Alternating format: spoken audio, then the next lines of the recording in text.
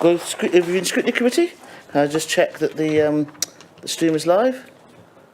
Yep, okay. We're now live on the internet. So, first thing I have on my agenda is apologies for absence. Sean? Awesome. We have Richard Wearmouth as an apologies. Thank you very much. Next is the minutes of the previous meeting. That's been circulated. That's pages 1 to 8. Any points or any clarification? Councillor Bain? Thanks, Chair. I was on item 7, workforce report. The two recommendations. Do I have a time scale on when that will come back to this committee, please? Sean, have we got a timescale for that? No information yet, Chair. As you remember, the Chairman's Group has agreed that the report goes to the Land Services sub first. First, then come here. Has it gone there yet? Or? I haven't got a date for the Land Services. No, okay, thanks. So the answer is we don't know yet, but it will come, and we'll follow it up. Yeah, thanks, Chair. I mean, it's quite an important issue, so if we can make sure that it doesn't get sort of left to one side. Will do. Thank you. We'll make a note of that. Thanks. Next on the agenda, we have disclosure of members' interests. Any members got anything to declare? Anything that's on the agenda today? No? Right. Thank you very much. Forward plan of cabinet decisions, page 9 to 10 for information. Anything to raise on there? No? Okay. Well, we've got a guest today. We've got Julian is here from the Automotive Transformation. He's going to give us a talk. So I think the best thing is if I ask Julian to introduce himself, go through his talk, and then if you can, we can ask some questions at the end. If there's anything that he says during his presentation that agitates you or you really want an answer for, then I'm sure we can jump in. But take it away, Julian. Thanks. Thank you very much, Mr. Chairman. Well, good morning, everyone. My name is Julian Hetherington. I'm the Automotive Transformation Director at an organisation called the Advanced Propulsion Centre, which is based in the University of Warwick campus in the middle of the UK, right in Coventry. Just a very brief introduction to myself, which will perhaps give you some insight as to why I might get into some technical details during the presentation. My own career, I had sort of 30-odd years working for various automotive vehicle manufacturers, Ford and then Jaguar Land Rover for 30 years before joining the Advanced Propulsion Centre in 2019. So really we have quite an interesting mission to help transform the industry over the course of the next few years towards achieving the government's net zero ambition. So this morning I'm very grateful to the committee for giving us some opportunity to talk you through some of the challenges that the industry faces and to set the context for this incredible industrial transformation that Camus and the site of Blythe will be a very strong part of as we move forwards. I'd like to take a few minutes just to set the scene around the driver for this change, looking at the pressures on climate, which are very topical given today's announcements, and the move towards COP26 a little later this year.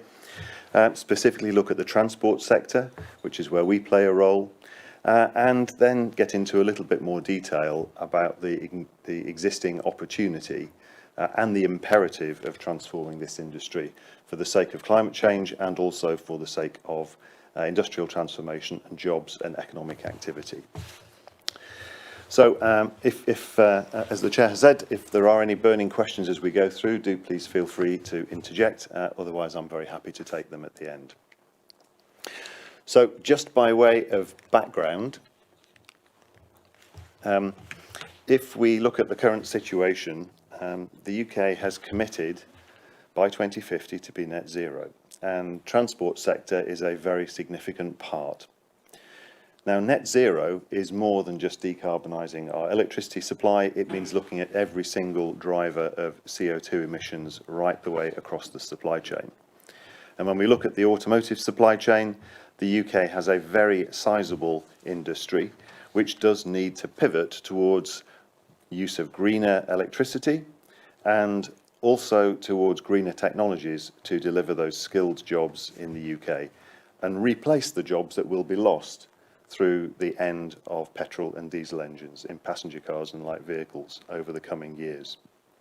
We have to look at this as both really an existential threat, but a fantastic opportunity to transform the industrial asset base in the UK. And this is the opportunity that I think we can seize and really transform this industry in fairly rapid order. Just looking at transport, the sector today offers the most significant opportunity to reduce UK CO2 emissions. As a whole, the sector accounts for around 28% of greenhouse gas emissions, and that's about double the amount that's produced by UK homes. And if you look at the development cycles for vehicles, the cars that are being developed today and over the next 10 years will really affect our trajectory for carbon emissions over the next 25 years. It takes at least 4 years, if not 5, to develop a new vehicle, and then they typically have a cycle life of 8 to 14 years. So we have to start acting now if we're to deliver the ambitions that the country has set over the coming years.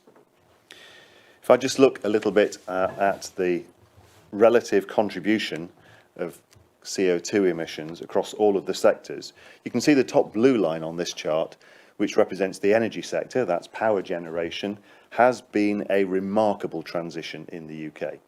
We have been decarbonising faster than almost every other G20 country. So it's a fantastic result, and much of the activity taking place in this region around offshore wind has been a major contributor to that. Transport, however, has not effectively moved the needle very much at all until this last 12 months, frankly. A lot of that is because we are moving to heavier vehicles. More people, instead of buying cars, are buying SUVs. And also we've seen a significant shift in recent years following the issues around diesels. People have been moving back to petrol vehicles, which are not so CO2 efficient. So we've effectively flatlined. What we need to do now is really crank up the needle and accelerate towards electrification. And it's simply not possible to meet the new fuel economy and CO2 requirements just using petrol and diesel. You have to electrify to meet the fleet average CO2 emissions that have been required by the UK legislation and by EU legislation. So we have an overarching imperative through regulation, and we also have a very strong pull from the consumer. And you have seen that over the course of the last 12 months with a remarkable shift towards electric or electrified vehicles, more than doubling over the course of the last 12 months. So this is where we can make a difference. The pace of change required to achieve net zero is absolutely enormous. So if we carry on doing nothing, we will unfortunately hit the blue line. And where we need to be now, following the government's review of the climate change budget earlier this year, the attempt now is to move even faster and get to a 78% reduction in our CO2 emissions by 2035. That's effectively pulling forward that prior target by about 15 years. So the imperative is even stronger now than it has been before. If I might turn just for a moment and introduce my organisation, the Advanced Propulsion Centre, to give you an idea of the space in which we operate and how we aim to help the industry over the years. We were established as a not-for-profit organisation in 2013, sponsored by government and by the Automotive Council, by the industry. And we are there as an organisation to grow networks, to help provide some research, to inform policy making and to support the industry's development, and provide a gateway for access to research and development grants in the industry towards low carbon propulsion technologies. So we've built a number of project consortia over the years. We've identified areas where investment can be very effective, and we've placed quite a large quantum of government grant over the course of the last 7 years towards moving that needle on improving carbon dioxide reductions. So over those last 7 or 8 years, we've proven to be very effective, and this is how modest amounts of grant can make a huge difference in terms of delivering research and development. So we've had over 110 low carbon projects. We've safeguarded or created over 40,000 jobs and saved, as a result of the projects, over 225 million tonnes of CO2. And over 1 million cars on the road today use technologies that have been funded by APC projects. So that's the R&D space. But it's very clear that actually we get to a point where we advance the technologies to the point where they are ready to industrialise, and then we need a bridge to help the final capital investment, so that we don't invent great technologies which then end up being manufactured elsewhere. This is the ambition of the Automotive Transformation Fund, and it was announced as an intent by the Prime Minister back in late 2019 and was launched in July of 2020, with funding available of up to £1 billion to help accelerate that industrial transformation, to build on the very strong R&D base that we have in the UK today. So the rationale that supports the funding is looking at the industry itself. It's a really important strategic industry for the UK. Around 820,000 people are in one way or another connected with the automotive industry, about 160,000 of whom are directly involved in vehicle manufacturing. About 60,000 people today in the UK work in the powertrain industry for internal combustion engines and gearboxes. Many of those jobs are potentially threatened by the transition because today the centre of gravity around electrified vehicle technologies sits in Asia, and a second centre of gravity is being established in Central and Eastern Europe. We cannot let that happen. This is the ambition of the fund, to help de-risk some of those investments in the UK and accelerate that transformation here to sustain and grow what is a vibrant and vital industry in the UK. We make about 1.2 million vehicles a year on average. Last year was a bit of a horrible year. We dropped to just below 1 million for very obvious reasons. But this is a great export story for the UK as well. Over 80% of the finished vehicles made in the UK are exported to over 160 countries around the world. And we're also a huge net exporter of internal combustion engines, petrol and diesel engines. About 1.2 million engines are exported. This is an industry that we need to replace. It's also an industry that brings highly skilled jobs and R&D jobs.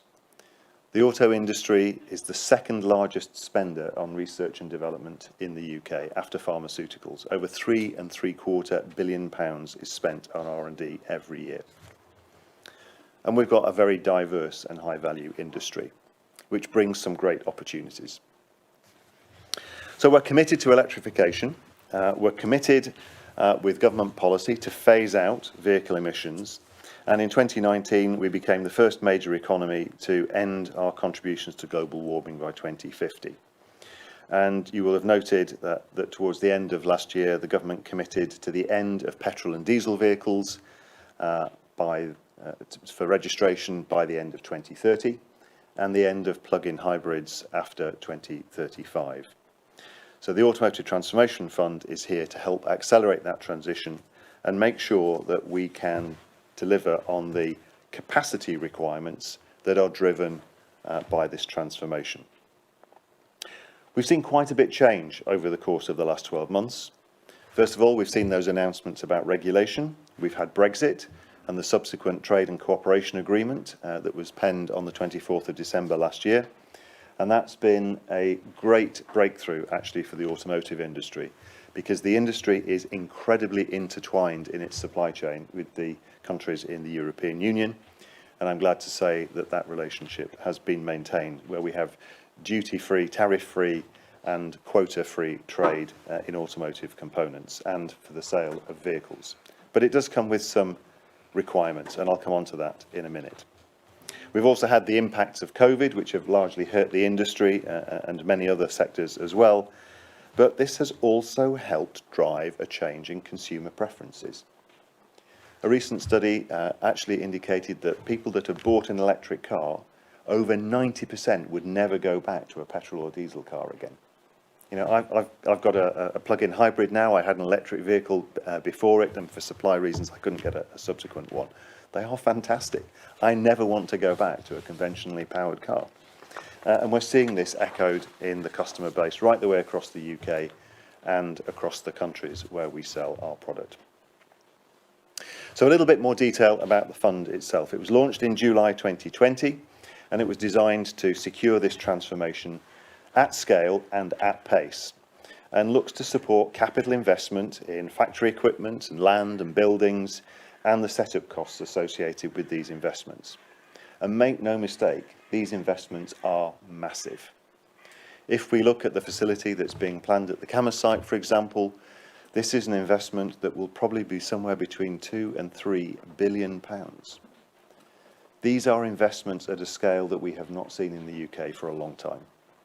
And the facilities are going to be very large, in battery manufacturing especially, with factories that make maybe 25 or 30 gigawatt hours worth of batteries a year being 2 or 3 times the built area of the National Exhibition Centre in Birmingham altogether.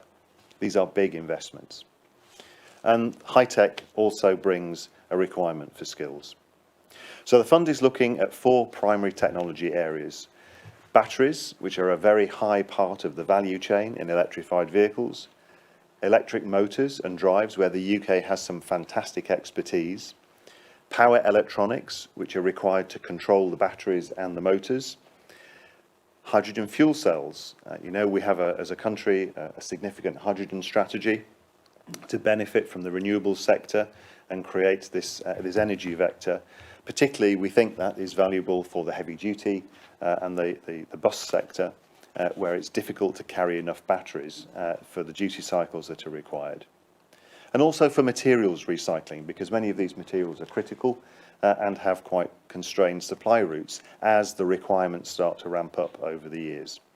And crucially, the supply chain for each of these top of the food chain industries like battery manufacturing. This is absolutely critical. Just a word about these 4 sectors. Batteries probably represent the biggest part. Motors and drives, very high tech, replacing effectively the petrol and diesel engines.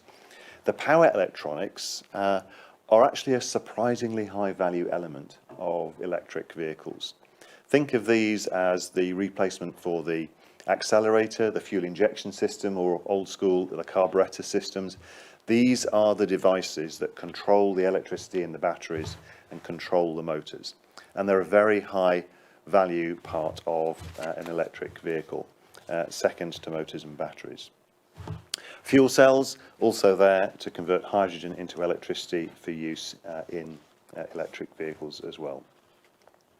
Now, if you look at batteries, and this is where we get onto the supply chain as well, and it's common for many of the other electrified vehicle components, actually much of the value is in the input materials. For batteries, around 80% of the finished cell value lies in its input materials. So it's quite common now for these large-scale battery factories to have co-location of many of their key suppliers.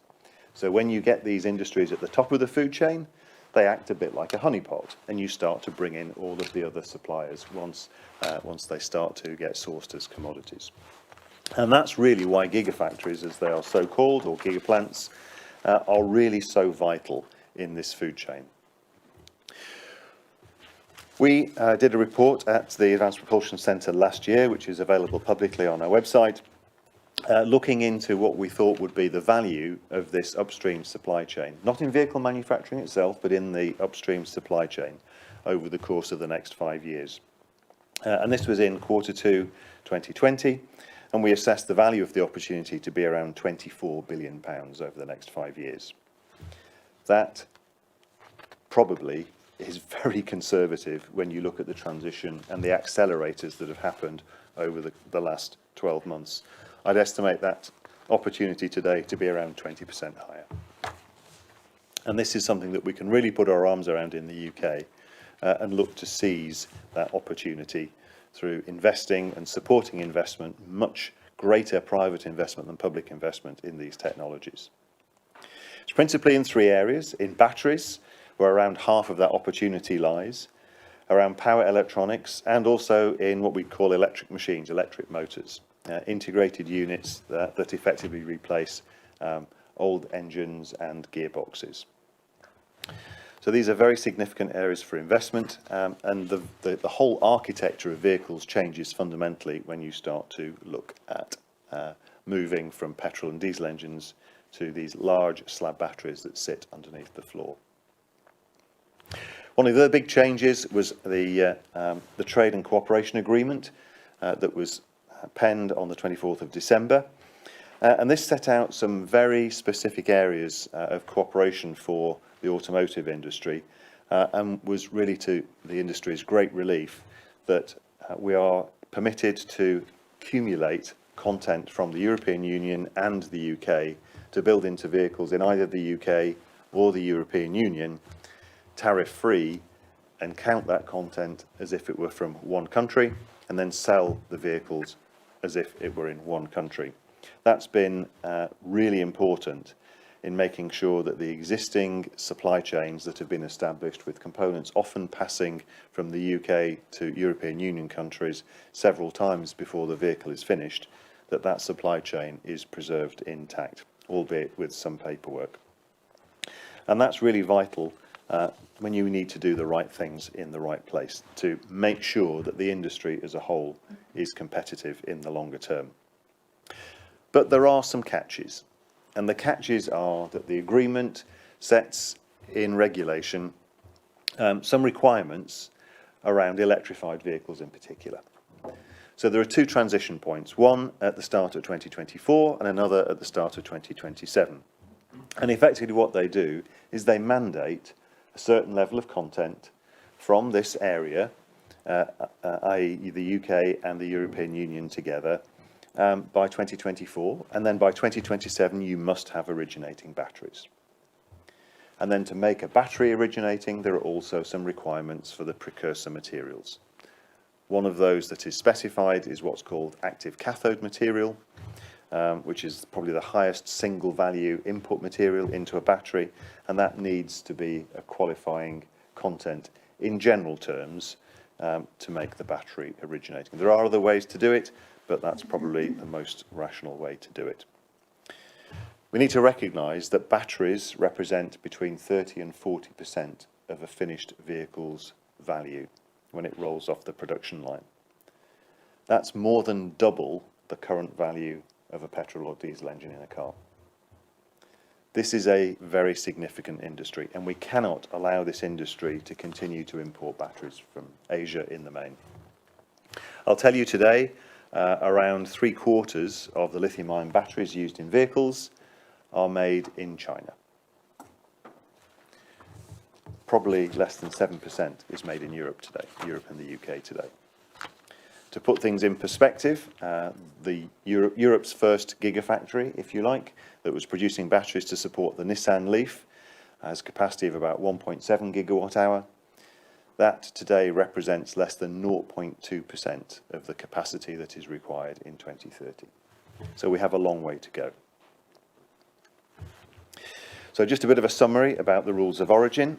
This is driving two things, and without going into too much detail, we have to move to more European and UK sourcing of these materials and of these commodities, and we also have to have reliable, ethical, low carbon intensive upstream materials supply chains. Batteries and electric motors use a number of materials that are quite difficult, quite expensive, and have challenging supply chains.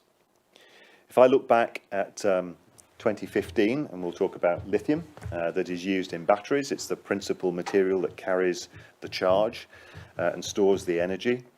In 2015, around 2/3 of the lithium that was consumed in the world for all purposes was in pharmaceuticals and desiccants and various other things, and only 1/3 was in lithium-ion batteries. Today, just 6 years later, that has completely inverted, and now 2/3 of the lithium used in the world is in batteries for vehicles. And that is going to rise inexorably. And we will see a similar shift in materials like nickel that are important in the high energy density batteries that we need to improve performance, where today its main use is in stainless steels and in the aerospace industry. But as we move forwards, that shift is going to move towards use in batteries. So we need to make sure that those upstream supply chains, right the way through to raw materials processing, and in some cases even extraction, where it is possible, and we have lithium deposits in the UK, for example, we need to make sure that we support those processes too, because that's the way that we can decarbonise the entire supply chain. So I'll just talk a little bit about the demand for batteries. If we look at the rate of decarbonisation, and this was a study that was done by McKinsey and supported also by IHS, which is one of the largest industry forecasters. About the end of 2019, we forecast that we might need, at a central point estimate, probably around 4 gigafactories of significant scale in the UK by 2030. So that was the picture at the end of 2019. If I can just talk to you a little bit about the position today.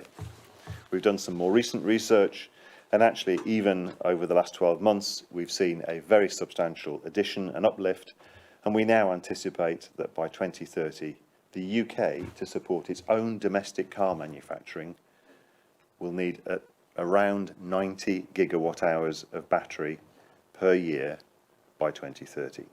That represents about 11% of the total European demand for batteries, and Europe itself will need around 800 gigawatt hours. And bear in mind, the facility at Sunderland to support the Nissan Leaf is 1.7. It gives you some idea of the scale. So we're just starting that transition now. And really the agreement means that we have to become self-sufficient in Europe by 2027, at least. There's a long stop date in manufacturing of batteries, and there is a significant gap to close. And the yellow line on this graph just shows the build out of what we believe is currently planned or likely to come through natural private investment over the course of the next few years. And you can see there is a significant gap between estimated supply capacity and the demand. That demand has to be fulfilled somehow, otherwise there will be cars that will be, unfortunately, sold with imported batteries and potentially liable to tariffs, which is going to have a serious impact on competitiveness for vehicles made in the UK. Energy is a major cost element in this industry. Whilst we have a fantastic track record in the UK around long-term CO2 transition in the power sector, actually you look at many of the industries today, or many of the countries today supporting this industry. The UK is now at a point where more than half of our energy is fossil-free, and the needle has continued to move over the last 12 months. In fact, we've had a number of days when no electricity has come from coal power stations at all, and coal will disappear from our network in just a few short years. China, however, despite the fact it's investing very heavily in renewables, is still also building coal power stations because of its economic rate of growth. So it's very difficult to see the overall sector decarbonising when a lot of supply of the raw materials comes from China. We've seen initial investment in battery technologies, for example, in Poland and Eastern Europe, and they're not very clean either. So you could unfortunately end up in a circumstance where you're buying an electric vehicle that is clean at the point of use, but unfortunately has higher carbon emissions embedded in the manufacture by virtue of where its battery was made today. Our opportunity in the UK is to address the true net zero ambition and make these commodities in the UK using low carbon generated power. And that's where, as we move towards life cycle analysis and the European Union's stated intent on carbon border taxes, for example, this is where the UK could have a real opportunity. When we look at the UK's energy mix and renewables, we've got a very robust distribution grid. It's a fantastic national asset, and it's been rapidly decarbonising. But just having a great national grid isn't enough. It's necessary, but it's not sufficient. You've also got to be able to get connections, and you've also got to be able to access power at a respectable price that is from renewable sources. And these factories take very large power demands. To give you an idea, a factory the scale of 25 or 30 gigawatt hour probably needs around 200 MVA connection. That's a massive connection. A typical car plant, if I take the Jaguar Land Rover plant at Halewood, for example, that produces 200,000 cars a year, that has a connection of about 20 MVA. So these are almost orders of magnitude difference in terms of power demand. So we need to make sure that the infrastructure is there. And that means, unfortunately, that there are a very small number of suitable sites in the UK to support these industries appropriately in the required timescale, because we need to build quickly. You need to have access to renewable energy, you need to have the ability to connect into national grid infrastructure very quickly. And that means avoiding areas where you've got to put pylons up, over many, many miles. So having, for example, disused power station sites where you've already got a lot of that infrastructure in place is a real advantage. And of course, there are other things that come together in confluence in the Camas site as well, such as the interconnector with Norway, which is at 1.4 gigawatt, I believe. Cost is a really important factor. And actually, this is where we're having to work pretty hard, frankly, with international investors. Because one of the number one questions that they come up with when we talk to them, and we reach out to investors in China, in South Korea and Japan, and further afield, to try and attract that investment to the UK, working in partnership with the Department for International Trade. Top question is, how much does electricity cost and how quickly can I get it? And if you go and look at the Eurostat data, you will see in that red box on this slide that actually the standard data for an industrial connection in the UK is actually pretty expensive. We are hopelessly uncompetitive at a standard retail level for industrial connections. But that's not the full picture. If you do the right thing in the right place, and you site energy-intensive industries in an area where you can connect in renewables and access renewables, you can avoid a lot of the things that sit in that pink bar that add to the cost of electricity connections. And we can get to a point where we are competitive using renewable electricity generation and private connections. And this is what is going to be required to unlock this opportunity for the UK. And when we've already started to see some of these happen in chemical parks around the country, which are very energy intensive, and they have maintained a very vibrant and competitive chemicals industry. And we need to do the same for the battery industry as well. So we can be competitive. I mentioned earlier that gigafactories, gigaplants, these represent a fantastic honeypot, if you like. They are really the keystone when it comes to locking in much of the value in the upstream supply chain, in things like skills, in manufacturing and assembly, in the chemicals industry and industrial conversion, in the processing of raw materials. Quite high value activities, and locking them into a package at high value itself and being embedded into a high value product such as a finished motor vehicle. Being able to make motor vehicles in the UK competitively also drives a requirement for research and development into vehicle R&D, into vehicle design. And that's where we have significant numbers of people in many of those R&D sites employed right the way across the UK.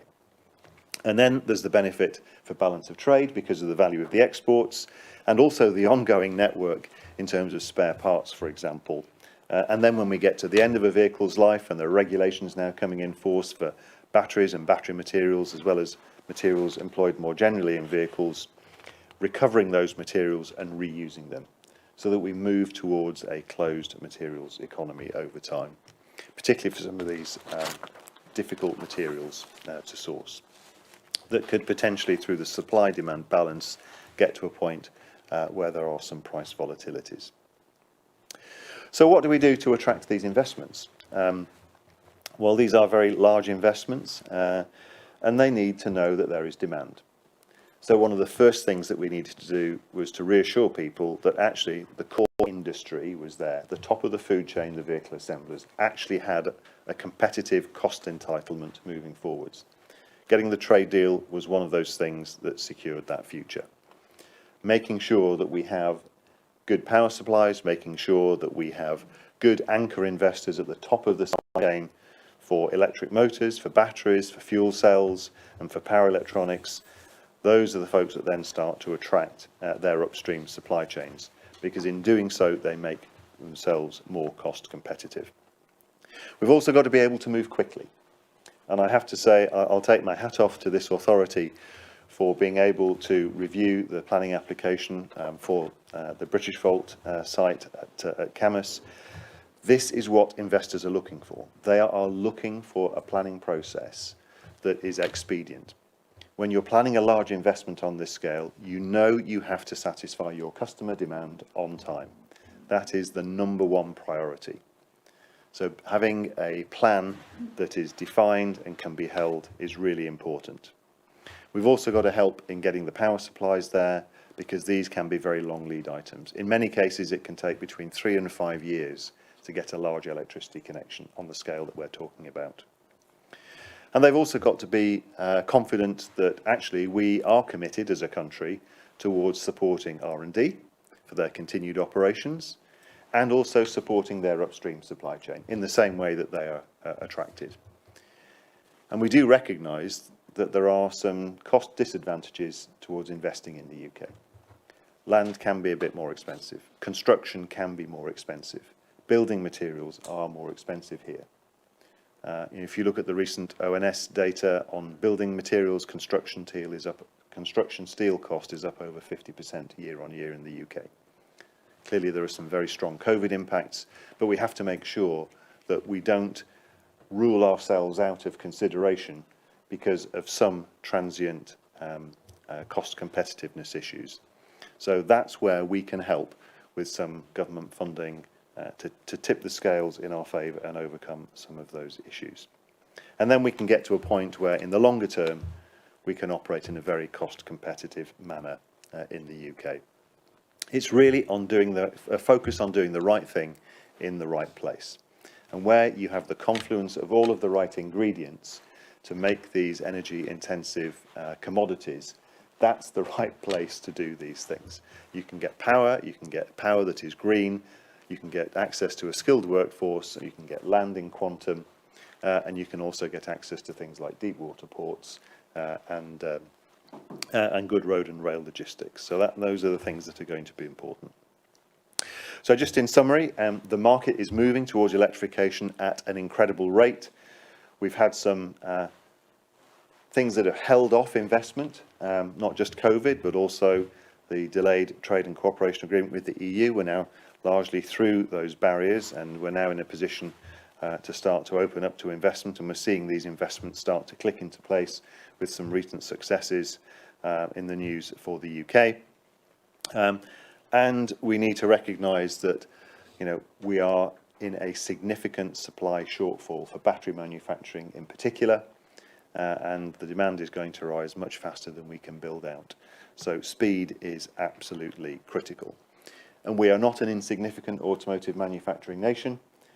We're very significant. In fact, it's a very strategic industry for the UK, and we're about 11% of the European industry. So it's going to be here with us for some time to come, and it's incumbent upon us to transition this to a low carbon future. And looking for locations around the UK for some of these large industrial installations is not an easy task, I can tell you, having been working on it for 18 months. But where these things come together, we need to seize that opportunity and really make it happen. So I'd like to thank the committee for your time this morning, and thank you, Chair, for affording the time for this presentation. Thank you very much. Very happy to take questions. Julian, that was a very interesting and in-depth look into the challenges we face, but also the opportunities. I'll kick the ball off. As you may have heard, Councillor Wearmouth, Deputy Leader, a former portfolio holder, isn't able to be here today, but he has sent me a note with some questions just for you to consider. So firstly, I'd like to thank the Propulsion Centre. You've been very professional and a great source of feedback over the last 12 months. And he would like to encourage members of the committee to understand how we've secured this major investment in Northumberland. And his questions are as follows. So I'll just go through all three, and then maybe you can sort of answer. One, how the supply chain can be encouraged to locate within our county. 2, what particular elements of the supply chain are particularly desirable and that the Propulsion Centre is driven to ensure located in the UK. And 3, what, if anything, can Northumberland do better to align with the government core vision in the sector to assist the Propulsion Centre and their aims and objectives. Thanks. Thank you, Mr. Chairman. Well, I think when you look at this industry, it's akin in many ways to the high-tech industries that have established in Silicon Valley in the US, in that it's really new technology and it's developing. It's not established. It's not just improving the status quo. Many of the advances will be quite radical over the years. And it's also one where the demand is growing very rapidly. So one of the key things is to make sure that we have sustained demand in the UK. That demand trickles through from having the top of the food chain, these tier 1 suppliers. As the demand grows, input suppliers need a bit of flexibility. They need to be able to start with investments of a scale that match the initial demand. But because the technology is changing year on year, they need to protect for different facilities, perhaps, maybe with different chemistries or different technologies for manufacturing, evolving over time.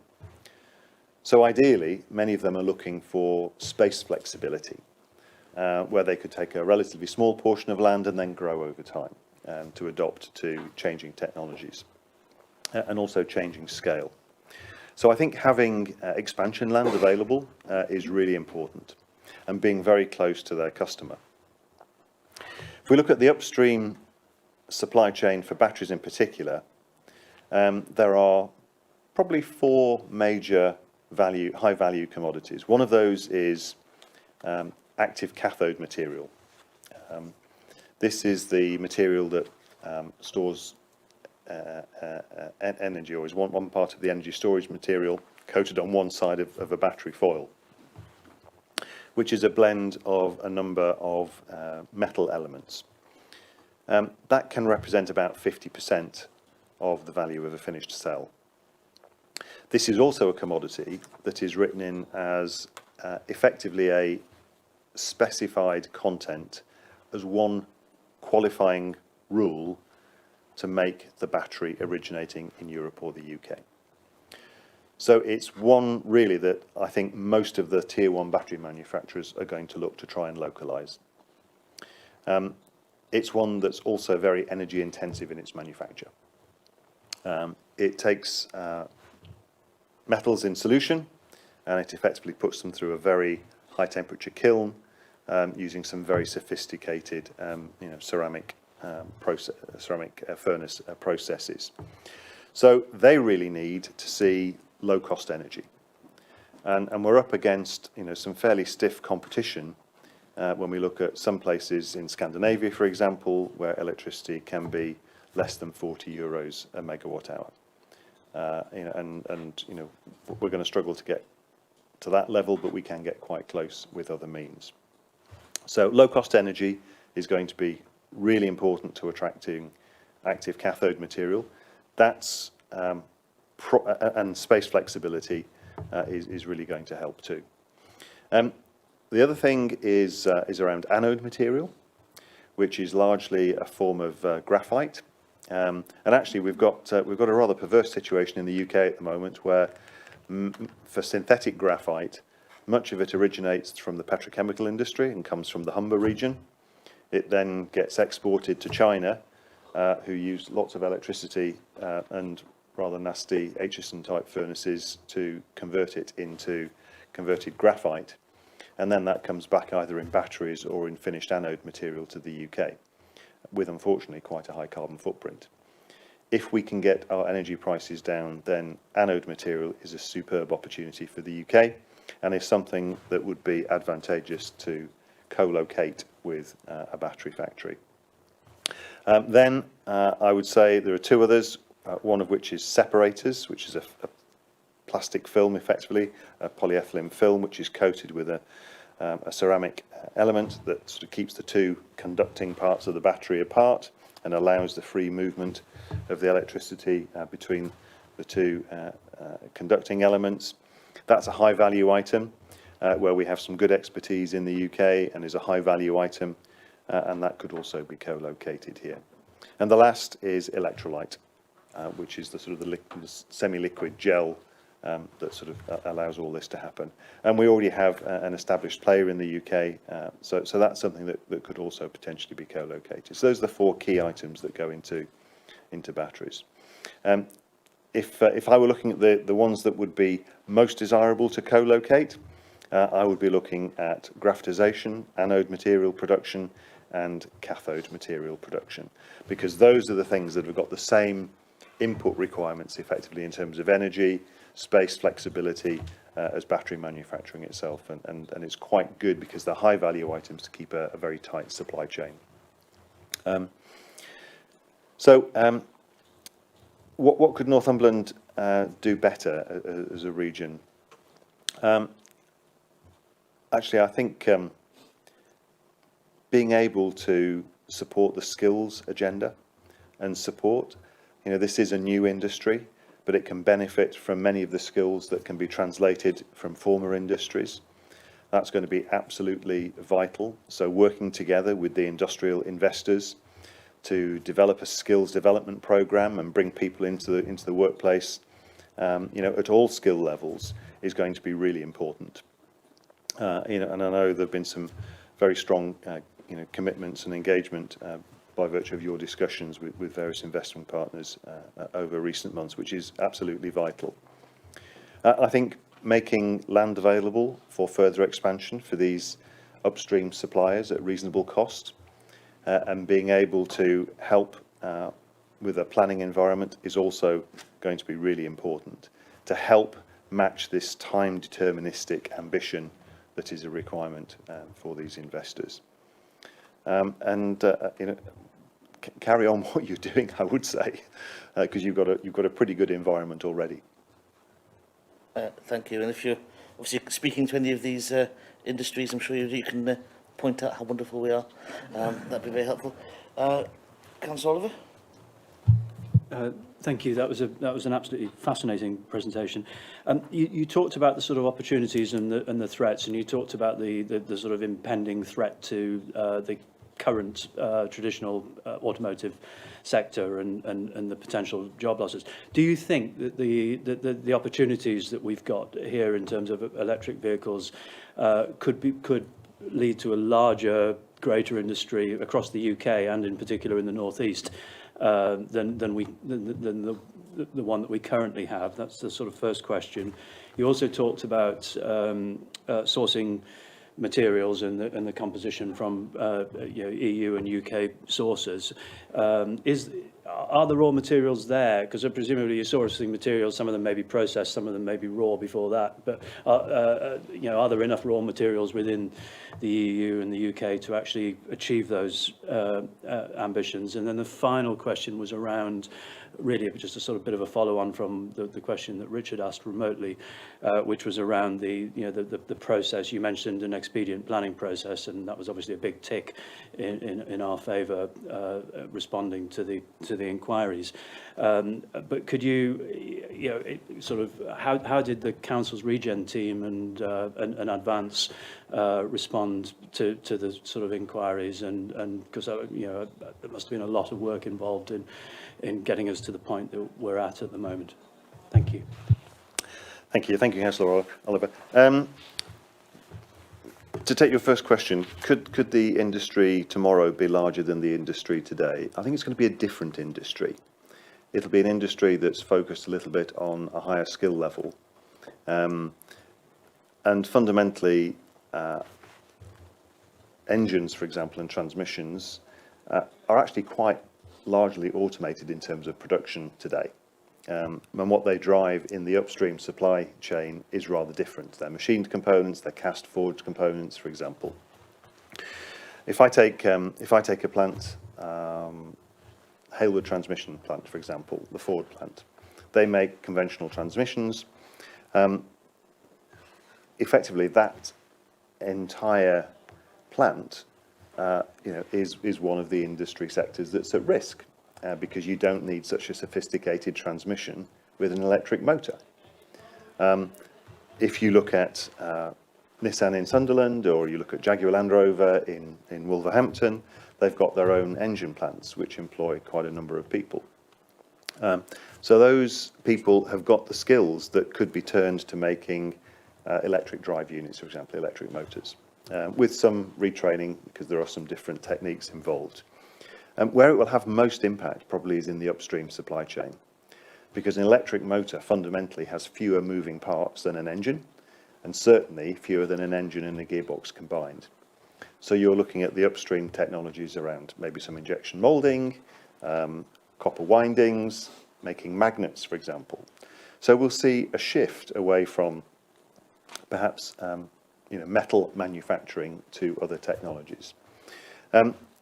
What you start to see as a big replacement for many of the jobs, because frankly you do need fewer jobs to support making electric motors, because the simple is inherently simpler. You start to see them rise in semiconductor industry, where we do have some expertise in the UK with several industrial clusters, including one in South Wales, for example, in Newport, another in Manchester, is also in battery manufacturing, which is where the main jobs replacement will come from engine and driveline manufacturing. And that will drive a complete range of jobs from semi-skilled right the way through to very highly skilled jobs. So I think it will be different. I'm not sure I would expect to see every single job replaced at a constant volume level, but actually the ambition is that as we make the electric vehicle manufacturing industry more competitive in the UK, we will actually see some volume recovery.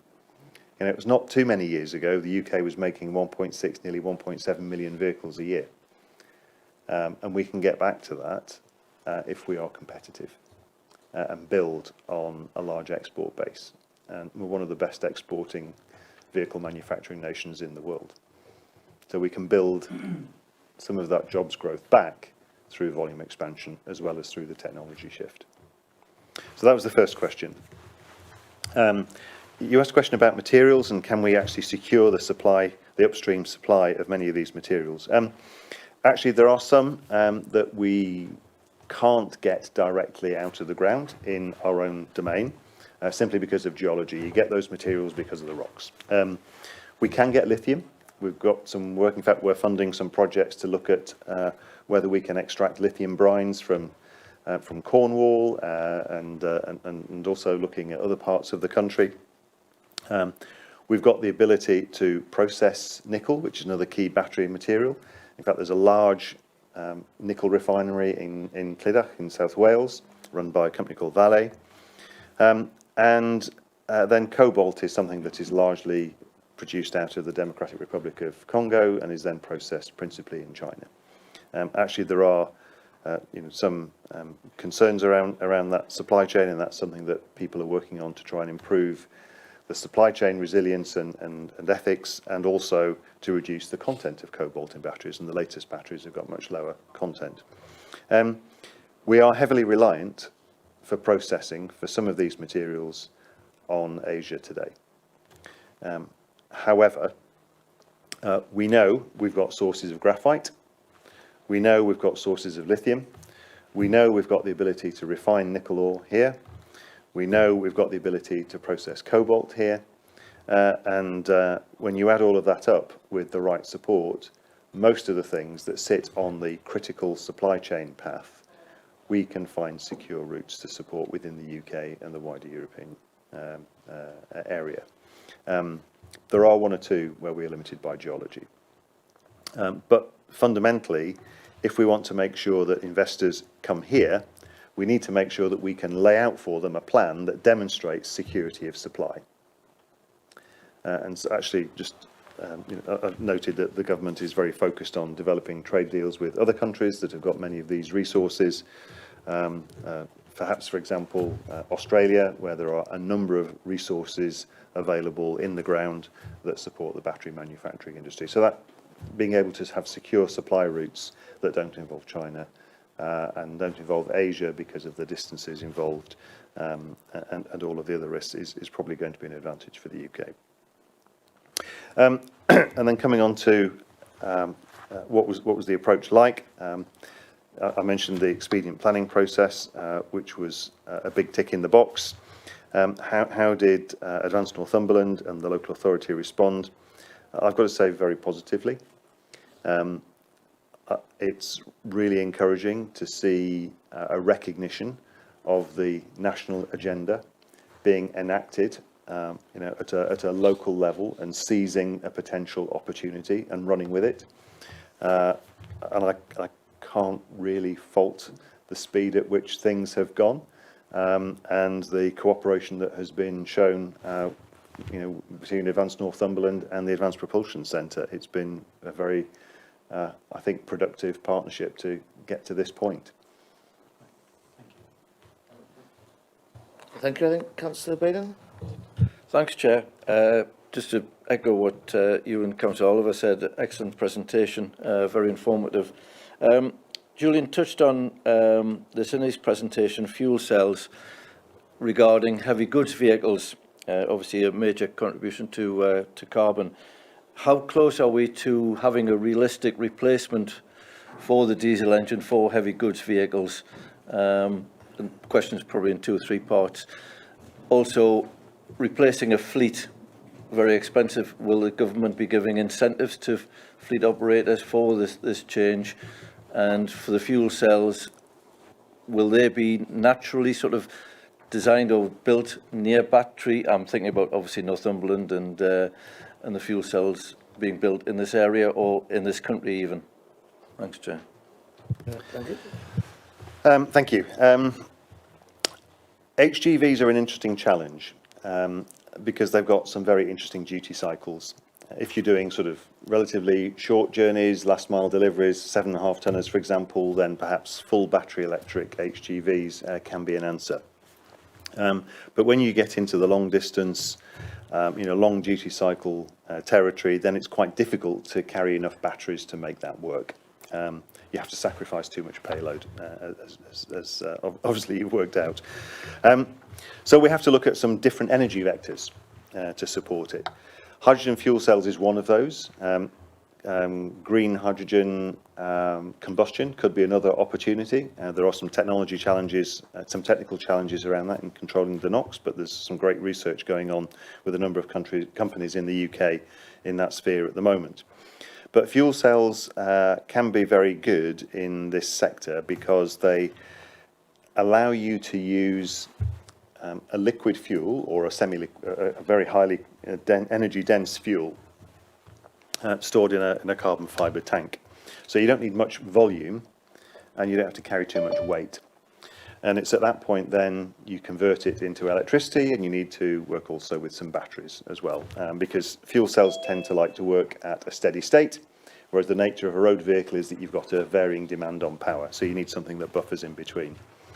So in the system, you're absolutely right, you need batteries as well as fuel cells. They don't necessarily need to be made in the same place. They can be brought together as a system at the vehicle build point, for example. We have a number of companies actually operating in the fuel cell technology space in the UK very successfully. We've got Johnson Matthey Fuel Cells Limited, who've got a research centre, in fact several research centres in and around the UK, including one up in the northeast. We've also got a company called Intelligent Energy, there's Ceres Power, there's Adalan.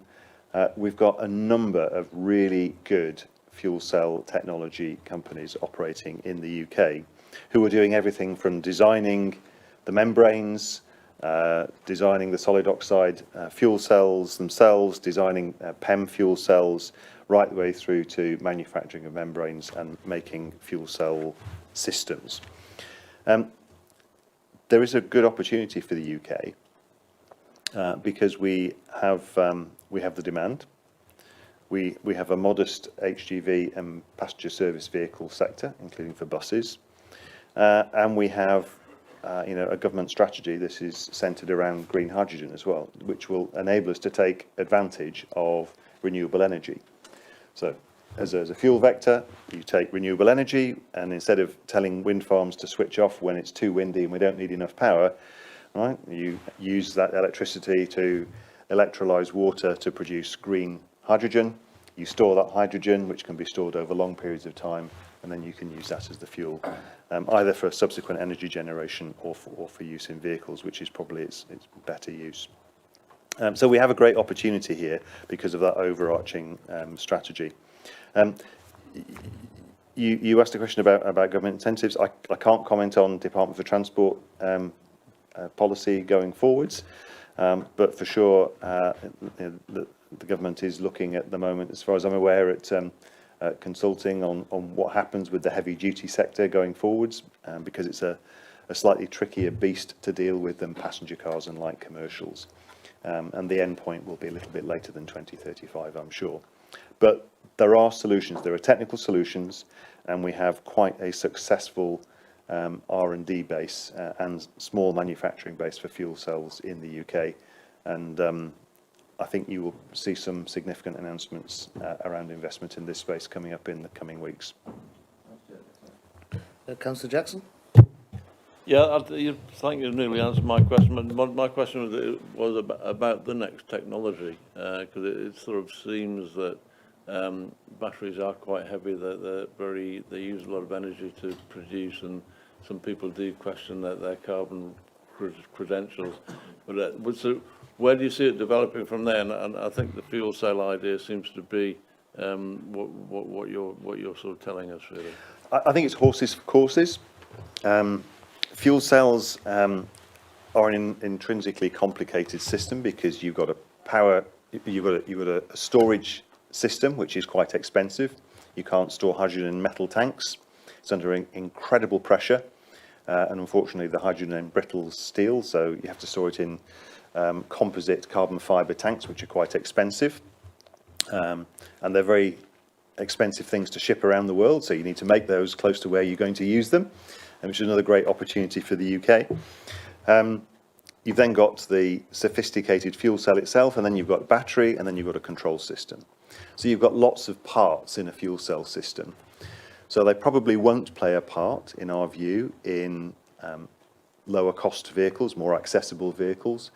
But where you're looking at long-term cost of ownership, and particularly onerous duty cycles, then we think fuel cells will have a strong part to play going forwards. So there are other technologies that will move the needle. Today, batteries are the big challenge.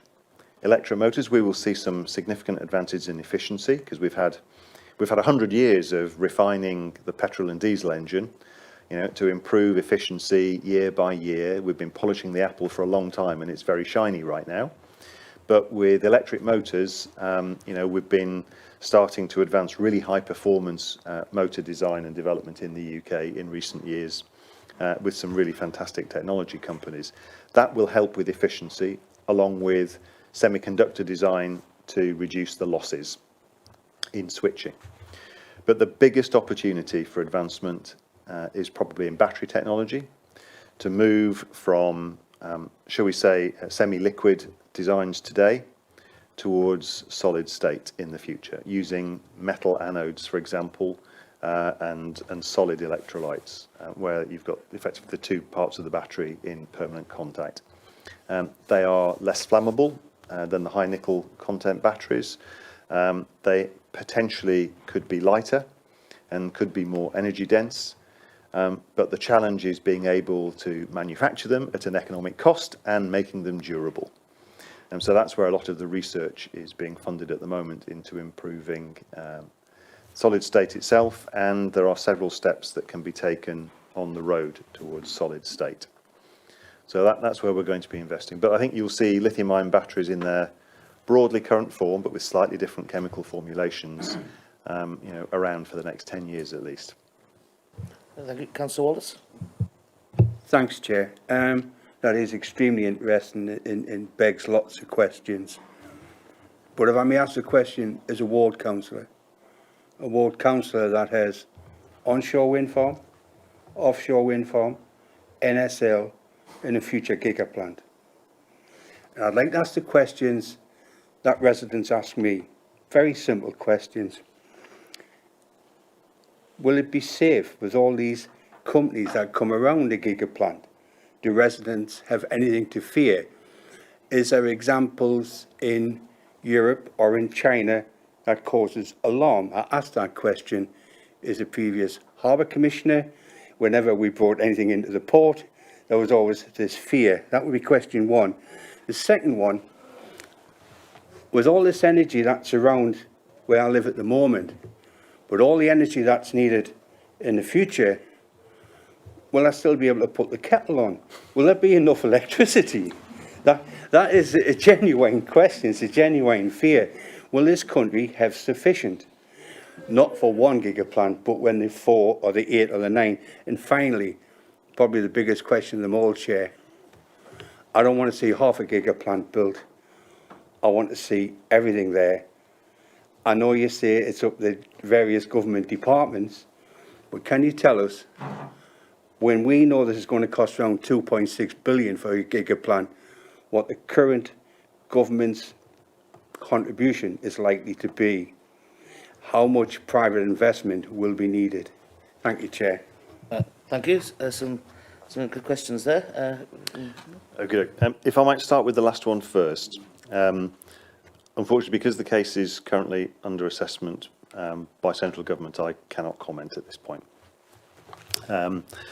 But for sure, it is recognised that there is going to be significant private investment on top of public investment. Okay, and the whole idea of the fund is to multiply many times any investment made by government, and that's been the case with every single project that we've supported to date. One thing I would say is that there is money out there to invest in this area when all of the conditions are good and it's an investable proposition. Okay. So I've got every confidence. To start with your first question then on safety. The UK's got a very good industrial safety track record. It has world-leading standards, and the battery industry has learnt an awful lot over the last 5 or so years through investment.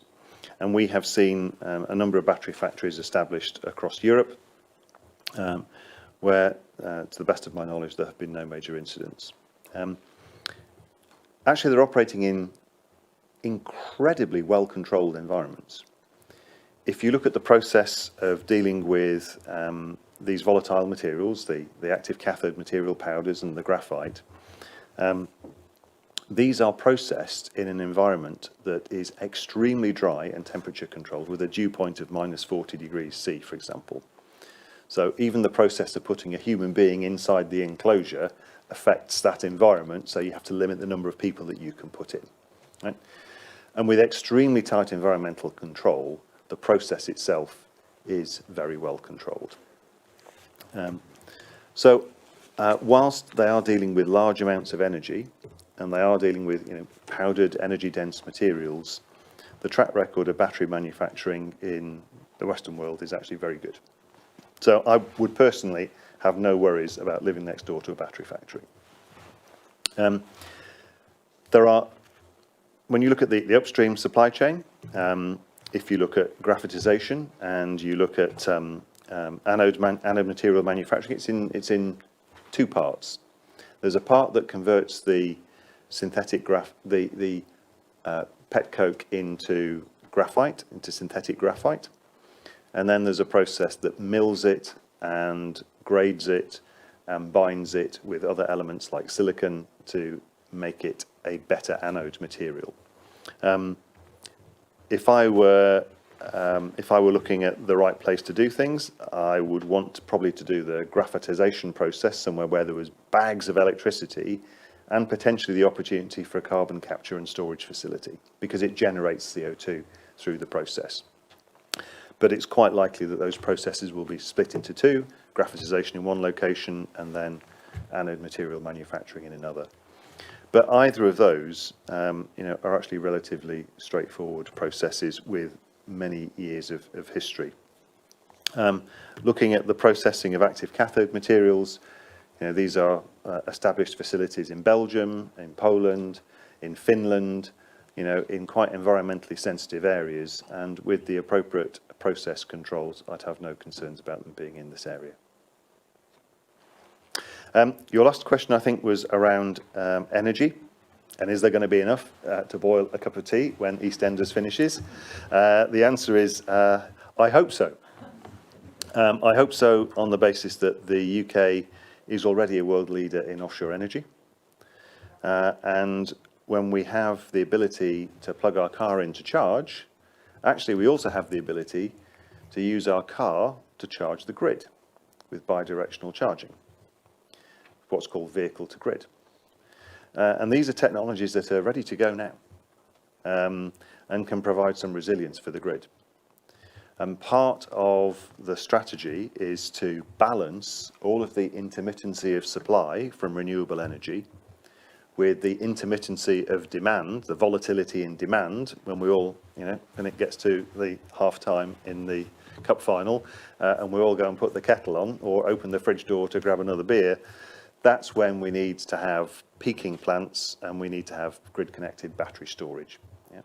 And that's where this interconnected intelligent system with vehicles and with grid-connected battery storage can really play its part. So actually, you know, whilst we will need more electricity generation over time, we need a more sophisticated system to manage the assets that we've got, so that we don't see the situation that, you know, we've seen in other parts of Europe. Germany was famous over recent years for having lots of onshore wind established and actually paying them to switch off when it was windy and they couldn't consume it. That's bonkers. If you've got the ability to generate it, make it and store it. Yeah? And that's what the UK has the opportunity to do with these advancing technologies. Thank you, that's a very good answer. Councillor Robinson? Thank you, Chair. Like other members, informative presentation, which I think should probably go to full council, so all members are aware of the opportunities and challenges it presents. It was said that, you know, there's only a couple of members of strategic planning here, and they were the members that that really got to work with the British Road application. Took a lot of work, but we realised the importance of it.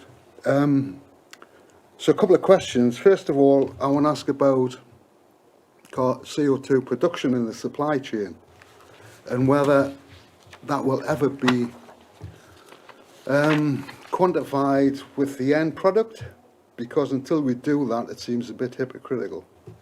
And rather cheekily, I want to ask if you're in discussions with anybody else about inward investment into Blythe and Camas.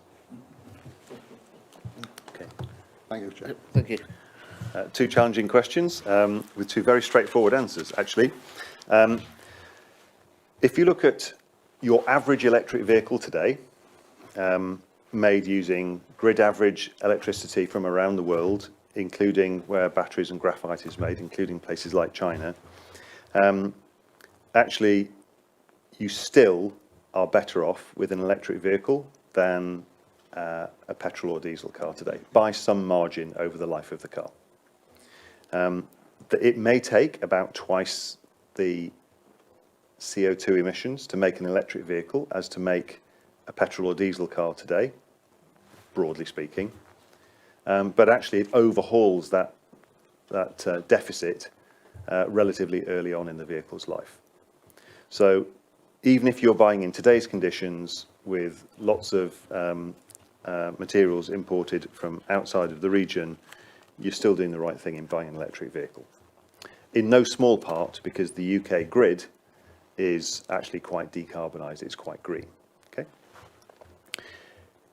So I have no doubt whatsoever that this is the right thing to do. Over time, as we start to localise more of these materials into locations where we're utilising lower carbon intensive power, then actually you start to reach that break-even point versus today's cars at a much earlier point, certainly within the first year of operation. And actually, when you look at the sectors that are demanding electrification, you might be surprised. We are working with the off-highway sector as well. You'd be surprised. These very big, heavy haul trucks, as they call them, in the mining industry. They'll go into a mine and then they'll come out with 100-ton, in terms of gross vehicle weight, and then roll down a hill to then get it onto a railway line or whatever to take the material away after it's been first processed. Well, what do? They roll down a hill with a very big payload, and then they go up the hill empty. So today they're run with big diesel engines. They really want electric heavy haul trucks because they can start at the top of the hill with an empty battery, roll down, regenerate, and then go back up the hill with free electricity. So we're working in that sector as well. And when you do that, you start to decarbonise every single element of the supply chain. So you reach this break-even point much earlier. So absolutely, it is not a cynical move today to buy an electric car, because when you use it in this country where you've got quite good electricity from decarbonised sources, it's the right thing to do. In terms of straightforward answer to your second question is, are we talking to other potential inward investors into the region? Yes.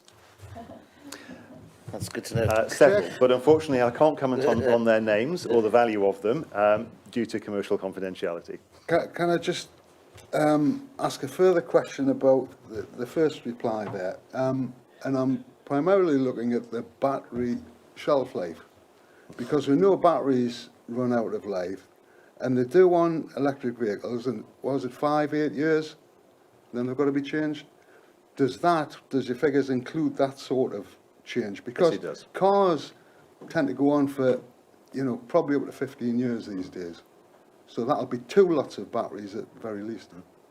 I think many of us will look at our phones, and if like me you've had a mobile phone for a long time, you would have been used to getting, in the pre-smartphone days, maybe 7 days battery life out of a phone. But we've all come to use smartphones, and actually we're lucky if we get 24 hours before we have to charge it. Yeah, it's become a bit of a fact of life, but they charge quite quickly now. And then, because they're going through so many charge cycles, actually, if we abuse them, the batteries tend not to last that long. In vehicles, it's very different, because you've got extremely sophisticated battery management systems built in, because the battery is very expensive. Lithium-ion batteries are actually pretty reliable, and if you look at the large fleet of Nissan Leafs, for example, batteries made in the UK over the last 7 years or so, actually the batteries are lasting a lot longer than Nissan and Envision AESC anticipated. If you look after the battery, you don't let it get completely discharged or below a certain threshold, and you don't keep it fully topped up all the time, which is really bad because you're storing lots of energy. You're making this chemical system really energized, so it's trying to fight with itself all the time when it's fully charged. It just can't wait to get rid of the energy. So don't keep it fully topped up all the time. And that's what these battery management systems do. Actually, you'd be surprised how long an electric vehicle battery will last. 8 years, 100,000 miles, 200,000 miles. Actually, we don't really know the full answer yet, but it's a lot longer than perhaps we'd originally anticipated. And many of the research and development projects that are being funded today by ourselves and by the Faraday Battery Challenge through Innovate UK are looking at how you extend the effective life of batteries as well. So you will get to 2, 3, 4, 5,000 cycles and still be able to reach 80% of capacity. And then when you get to the end of the battery life in a vehicle, because you can't accept the charge, there is a whole industry emerging around second life. So take the battery packs out of vehicles. They do it already with crashed vehicles and early life failures. Use the modules that come out of those batteries and build them into home storage units or into grid connected storage. It's not a case of you get to 7 years and you throw the whole thing away. You'd be surprised how durable they are and what their extended life can be. So even if you get to 8 years and you do 150,000 miles and it comes out and gets replaced, that battery will probably have a second life. Thank you. I think that's all the questions from members. Just thank Jim for coming. Very informative, and as is mentioned, it's obviously up to people other than me, but I would certainly support you coming again and maybe talking to full council or other councillors with this presentation or updates on where we are with this very exciting industry and has such a potentially profound effect on our local area, and I think we're transformational in that. I'd like to thank you. You're welcome to stay for the next little bit if you want, but you're welcome to go. Okay. Thank you very much, Chair. Thank you very much, Committee. Thanks.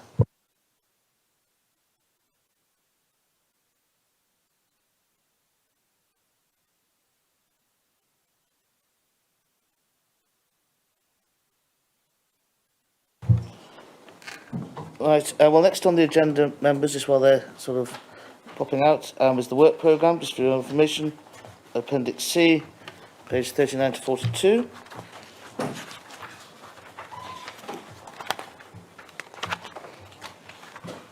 Are we happy to note that? Yep.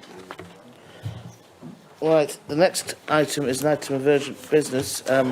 We did invite Councillor Sanderson, who was here earlier. He seems to have disappeared. He left. Is he coming back, do we know? No. Oh, okay. Gone to his farm. He's been called away for an emergency. Right. Well, that's a bit disappointing, but, urgencies are emergencies. Basically, this is, for those of you who are sort of new to scrutiny, one of the roles we have and the powers we have are to request cabinet members or the leader to come here so we can ask them questions about things that concern us or we want more information about. Now, many of you will be aware there was an issue last week with came to scrutiny, which was the breakup of the relationship between the County Council and the Local Health Trust, and we received a request from members that we asked the leader to come and explain the Cabinet's decision based on that. Obviously, you remember the Cabinet here is Wojciech, but you've probably not been briefed and it will not be in it. But we are also having a representative from the Health Trust has actually come to is sitting over there. And I think we are also entitled to ask them questions. So I think members, if you have any questions for the Trust, because obviously we got those of you at the meeting a comprehensive briefing by officers on the County Council's position regarding these matters, but I understand that members may have questions for representative of the Health Trust. So, any questions? Councillor Oliver? Chair, excuse me, sorry, can you explain to me as a new member yes. how last week this was held in private, but today it can be in public? It was in public. This is about the Health Trust? Last week was it public, was it? No, that was a different topic. Sorry. I thank you for your clarification. Yes. This was a meeting of the Health and the Health Scrutiny Committee, but all members of Scrutiny were invited, and it was a public session. Yes, thank you, Chair. I just want to state my concern that Councillor Sanderson isn't actually here, and I would have really preferred it if we'd had Councillor Sanderson ask questions and the portfolio holder. Yes, indeed. We did invite portfolio holder and Councillor Sanderson. It is rather disappointing that neither of them are here. They should show respect to scrutiny, and they should come and answer questions when we ask them to. It's quite clear in the Constitution, and they have been given due notice, but I'll give Councillor Sanderson the benefit of the doubt that he has had a sudden emergency. Obviously, we can revisit that. But Councillor Oliver, you had a question for the Health Trust. Yeah, thank you. I've got a number of questions, and they sort of slightly follow on from last week. But I guess the starting point is that what we've got here, since the scrutiny meeting last week, we've all seen a series of sort of letters between the trust and the council, and it seems to me here we're going through a divorce where both sides are saying it's not them that wants to get divorced, and we're getting a sort of a different view in those letters from the Health Trust to what we've been told by the council, and that to me is a significant area of concern. This area is the highest spending council area, and I think it's something like £130 million a year, it impacts upon thousands of people across the county. And I think I'm just worried, because the information we're getting is conflicting, that are we making the right decisions for the right reasons? Because if we're making decisions based on information that isn't consistent from all parties involved, then I'm really concerned we may fall into the trap of making the wrong decision. And that could impact upon the council and its finances and its future liabilities. It could impact upon patients and residents of Northumberland. And this has been a partnership that has been held up for many, many years as being sort of world class. It's collapsing, and we're not getting really sort of clear explanation as to why. And I think we talked a lot last Monday afternoon about looking forward rather than looking backwards. But if something as significant as this, you surely have to look at what has gone wrong to be able to make the right decisions about where to go next.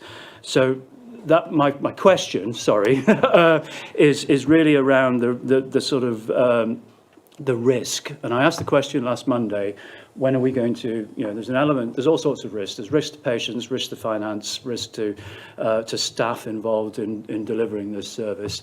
And I think we need to explore all of those areas in detail. The area that I guess I'm most comfortable with is around the sort of corporate risk and the financial area, because that's the area I know the most about. So I'll start with that. Is what are the financial risks to the council? And this is a question, I suppose, both for the council. And I asked the question last week, when will we get the financial analysis? I think, asked for it in February, maybe early March. And we still haven't seen anything, almost 6 months later. But have the trust done a similar analysis? And what do they think it means for themselves and for the council? Okay. I'll put you on the spot, but if you can consist, that'd be very helpful. Yeah, sure. So I'm Alan Richardson. I'm the chair of the trust, and very proud of it, and very proud to be a partner with the county council in the work that we do. And if I can just set the record straight, so we've been very, very pleased with the partnership down the years. We've achieved a huge amount together as a partnership, and national acclaim. I mean, people recognise that Jeremy Hunt came up and met Darjit Lally and myself, and Jim Mackey nearly fell off his chair when he discovered the partnership existed and the way it existed. So we're very proud of it, and very proud of what we have achieved and do achieve with it. And really, we want that to continue. That's where we stand. We've had, you call it a divorce. It could be more like a falling out, if you like. The problems are really quite small in our mind. So the first one is somehow we lost our way of working together at the top. So there's always lumpy, bumpy bits here and there. And we weren't able together to sit down and say, where are we going with this? What are we trying to achieve? And that got in the way. And then just behind that, and it's quite an important point, this one, our board, which is a well-balanced board. I mean, the local people chosen by governors who are local people and are well-grounded and diverse, executives and non-execs. They were getting increasingly concerned about their oversight and the governance. That compared to other parts of the trust, it was poor quite often. It was invisible, and they were worried. And then the other thing going on, where are we going with this? And actually, where we could be going is somewhere really exciting. It's bang on the government agenda at the moment, and the possibility for us to build on what we've got, which is fantastic, really. Our staffs are part serving the same community well. That's where we want to be, and somehow from relatively small things like resolving direction, if you like, at very senior level, and governance at a very board level, if you like. They are the things that need to be sorted, and if we, they should be sortable in my mind. And the trust still wants that. We will lose something vital that we built over a lot of years, not just here at tables like this, but within our staff. They're asking us, what the hell are you doing? And they're quite right to ask the question. Can I just take a bit of clarity here? Obviously, we are informed that the trust are the ones who lodged a well, a notice to end the partnership, and that's obviously how where the council is responding to that. But your position there seems to be that you'd actually rather continue a relationship, or a similar relationship. So would the trust be looking to withdraw that notice, or to renegotiate, or to come back to the table? Is that what you're suggesting? So just let me say the trust didn't have many choices left. So we chose to terminate because we couldn't get the progress that we wanted to have together. And we didn't want it our way. We just wanted it to instead of looking at some of the other opportunities quite separately, we weren't looking at them together. So we found that we felt we'd stalled as a board, and very, very reluctantly, not in a moment. This has been going on for more than 2 years. It goes back well before Peter Jackson as leader, in fact. So just to get it in your minds how long it was, where, we just failed to actually get our heads around at leadership level. What are we trying to do and where are we trying to go? If we can do that, sort out the governance and make us really, really confident of the different things we're trying to do together, that they really do work well for residents, for communities, for patients. That's what we want. So in terms of, would we come back to the table? Yes. Do we want to build? Yes. Do we want to work well? Always with the council. Always. Thank you. Councillor Oliver, you had some more questions? Yeah, thank you. I was a cabinet member for 80% of the time period you've just described, and I'm actually quite shocked that I didn't really know that the extent of the problem. I guess my question is bluntly, is it too late? Do you think? I mean, do you think from the trust perspective, is there still hope to actually get something? The direction of travel, as you've said, of government policy is towards more integration. We'll probably end up at some point with some sort of national care service, and surely, we're already kind of operating that model.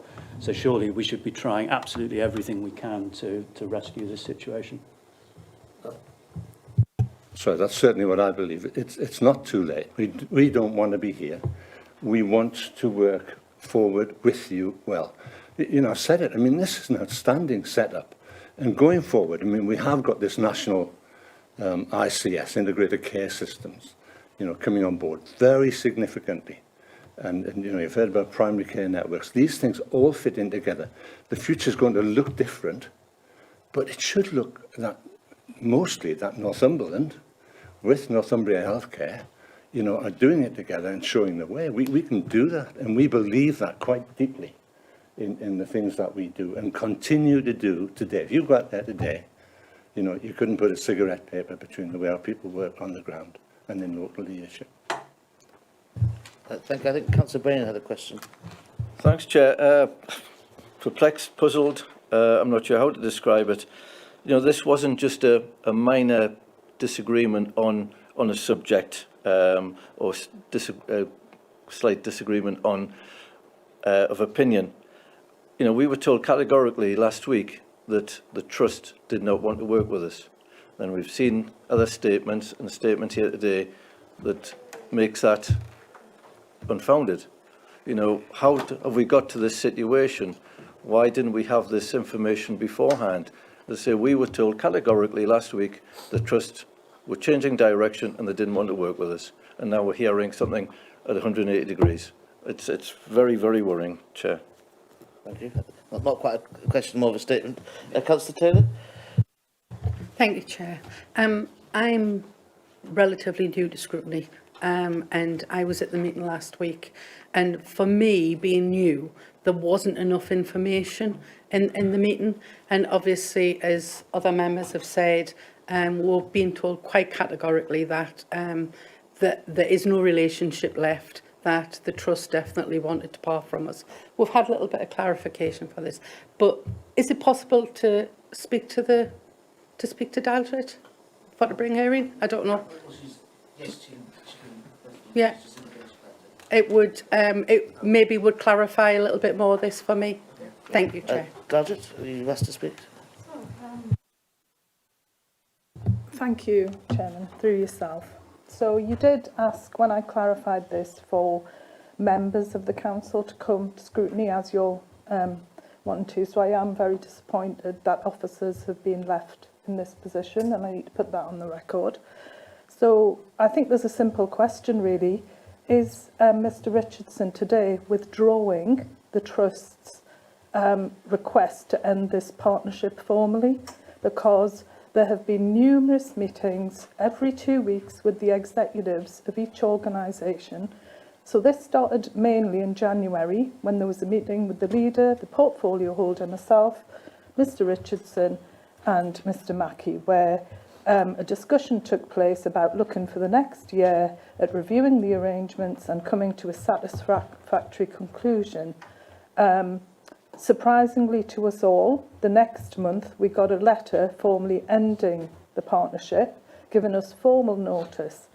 We now have 800 staff, circa 800 staff and services across this county, which we have been working with to get a safe transfer for future arrangements. So can I just ask, is the Trust now withdrawing their ending of the partnership? Because as late as last Friday morning, myself, a number of executives, the Trust's Executive Director of HR and OD had a joint meeting with the trade unions of both the Council and the Health Trust to sort out any remaining issues that we have around TUPE in September. This process has been going on for a number of months. This is a total surprise to me today if the Trust is withdrawing its notice of 6 months. Is that the position that we're now in? If that's the position, we will obviously need to go back and have another meeting with their executives, because as late as last, I think it was Wednesday, we have a two-weekly joint executive meeting to try and work through all of the issues, the transfer of staff, making sure patients and the people of Northumberland are safe. So if the chairman is now saying he is withdrawing that notice, that would be helpful to know. I'm not going to sit in this committee and say to go through details of governance matters which were brought to the attention of the Trust in a private meeting of the board, and as lately as last July, when I was last allowed to attend their board meeting, having been an executive director and being an executive director for the next few months and not being allowed to attend their board meetings by the chief exec of the Trust. But as late as last July, I put forward proposals for a much wider network and partnership with the Trust, other organisations, the voluntary sector, and to be fair, the chairman, he was very keen to work on that with us, but unfortunately the remainder of the board and the executives clearly weren't, given the decision they took earlier this year. So I don't think it's really conducive to anything to get into a sort of tit-for-tat arrangement, but I suppose the key question is the Trust now withdrawing their notice on the whole partnership, which is around 800 staff and millions of pounds. We will then need to consider our position and have a discussion with the Cabinet about that. So I'd like to know if that's the position now. Thank you, Delta. I think, yes, we'd all like to know that answer to that question. Thank you. Interesting. So, let's start. First of all, we're in the process, having terminated or indicated that 6 months' notice that we would terminate, the partnership would terminate. We're in that process, so the executive meetings should happen in a proper way. Throughout, our concern, and I hope the County Council's concern, has been the staff involved. You know, nearly 1,000 staff, and that produces a lot of anxieties. So we want to do that well for the process we're in. That's clear. So that happens, and it's actually proceeding reasonably well if we have to do it. That's what we would expect of our executives, that's for sure. But just in the context of explain the context of why we got to termination, why we got to declining the 12-month offered, because that's in the context of more than 2 years of trying to have sensible, constructive conversations about where we are going. And in my mind, as chair of the Trust, with Jim Mackey as chief exec and Mrs. Lally here as chief executive council and the leader, right? A table like that can go a long way to shaping the future, especially given the future that we're looking at. And that wasn't happening. So the context of that was, are we going to have another 2 years of, well, another 12 months, another 12 months? And that, simply put, that was where we got to. We didn't believe anything was going to happen.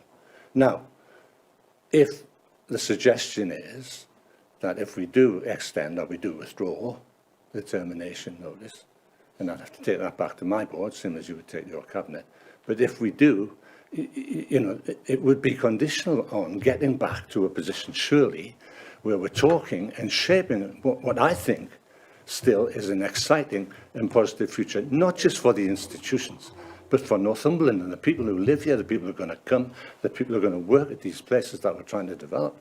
You know, we're with you on all of that, you know, right down to, you know, to the schools, the whole lot. So, just to clarify what you indicated there, is it your intention to go back to your board and suggest that a rescission or extension is proposed to give time to try and rectify this situation? Is that your... I think, Chair, just if you don't mind, I think what would be really good is probably just for us to get back round the table to look at the art of the possible and what is the right way forward for both partners. I don't think either partners want to be in a position where they've found themselves in, and I think there's an opportunity of sitting back round the table to look at resolution. Thank you, that does sound very positive. Peter Jackson, then Dalgett, and then... Yeah, I just sort of broaden it out a bit, because I don't think we can get into the nuts and bolts of a negotiation here today. But it's actually the value of this partnership that concerns me. And perhaps from Mr. Richardson from the Health Trust side could describe to us what it means to the residents of Northumberland. Because, you know, my view is that we've got one of the highest performing health offers, both in social care and in health, because of the partnership, one of the best in the whole country. But what does it actually mean to people who live in Northumberland as compared to people who live elsewhere in other parts of the country? But before you come to that, can I ask Dalgett and then Councillor Dunn, and then we'll come back. I just have to say I'm very, very concerned about this. We've got 800 staff. We've been having very regular meetings with the top level executive meeting of this trust. We had a recent meeting just last Friday with the joint trade unions. We now come to a public meeting, and I am advised here that, well, I'm not actually sure really whether the notice is being withdrawn or what here is being proposed. Comments have been made about governance. It really concerns me that if a top performing trust feels over a 2-year period that they weren't clear on the governance of these arrangements or weren't having reporting. You know, I personally, prior to the last one I was allowed to attend, which was July 2020, we had I did a significant presentation to that board, which was supported by the chairman, as I said, to look over the next few months. Then, we're all aware, events took place last summer. Clearly, there were some discussions at that point between the trust, well, the trust chief executive and the ex-leader of this council, who actually is sat here today. So I think, in the interests of the public and our staff, what we need to ensure is that myself and Kath McAvoy-Carr, as the statutory Director of Adult Services, ensure that we have in place arrangements that are fit for purpose. We have in adult social care the very area that I believe the Chairman is talking about in terms of governance, a whole set of performance indicators, a whole set of public and service user information that guides those services. We are very clear, we have very sound safeguarding arrangements in for our most vulnerable communities. We have an excellent network of services right across the county. The big issue for us is, do we want to be a innovative county with lots of community-based services which deliver for the people of Northumberland? if anything, the pandemic has highlighted to us that the issues for us in terms of supporting vulnerable people particularly, but also people who live in their communities, are much more being aligned to the voluntary sector, working with our GP services, our primary care networks. Now, you know, the Trust runs some very excellent, I've run them for them, so I do know, I speak from a position of knowledge, very excellent hospital-based services. I wonder if maybe the need to manage a wide range of community sector services, which are a little bit invisible, because it's interesting the terminology used, they weren't visible to us because, well, yes, they're not hospital beds. You can't see the patient in the bed. Sometimes people are hidden in communities. That's our bread and butter as a council. The people out there living in their own homes who we need to support and protect. So I think the critical thing for me is this council, and being frank, that's my responsibility in terms of the staff of this organisation and the people we support. They are the people I am looking to support in these innovative models we've put forward. And, you know, we were quite shocked when we got notice on such a short time scale to make all these changes in 6 months. But as I've said, we've worked proactively with the executives to try to indicate that there have been no discussions and we haven't been in joint discussions is actually wholly inaccurate. There are a range of joint meetings which have taken place, looking at pathways of care, looking at where the staff will be, how we'll meet our statutory functions, and critically what the financial implications will be. It is the biggest budget of the council. I've managed it since the 1st of January 2007, and we've delivered really well in terms of effective use of resources to deliver to our communities. So I do think, you know, if the Trust wishes to look at arrangements with the council, you know, those discussions happen through the Health and Wellbeing Board, they happen through a range of ICS meetings.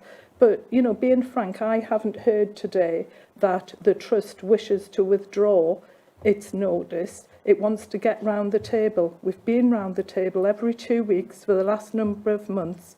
The Trust's position has been made very clear to us. Now, for the staff and for the residents, and to ensure that I can deliver safe services in September, my view on this is we will keep going with the work that's happening, assessing the financial risks, assessing the safety risks to staff and residents.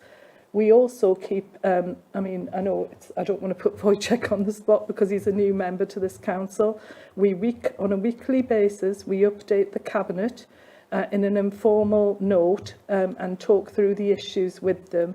And they have been, the lead member particularly, is fully briefed and is happy with the arrangements that we are looking to put in place. So I do think just, you know, being sort of, well, really, I just feel quite ambushed this morning and being put in this position. But my intention is to continue with the work. Should we receive a written notice, a retraction of the notice from the Trust, we will look at that and have a discussion with the Cabinet. But I think given we do meet every 2 weeks, you know, it would be very unfair to leave this committee thinking that there had been no meetings. So Claire Riley, who's here today, is an executive of that Trust and has been in those meetings too. So I would hope, confirm that regular meetings have taken place. Thank you, Dalgit. I'll go to Councillor Dunn, then Councillor Murphy, then I'll go back to Councillor Dunn. Thank you, Chair. I just want to stress again my concern that these questions are being put forward here, and that, you know, with Daljeet, I can quite sympathise with the way she says she feels ambushed at this meeting. I really think we should have had the leader and the portfolio holder here if we had any balance of questions at all on this issue. And I really think it's unfair to keep going in this situation and a public meeting to be asking questions of this sort without equal opportunity for us to ask other people. Well, we do have the Chief Executive and we have representation of the Health Trust. Councillor Murphy?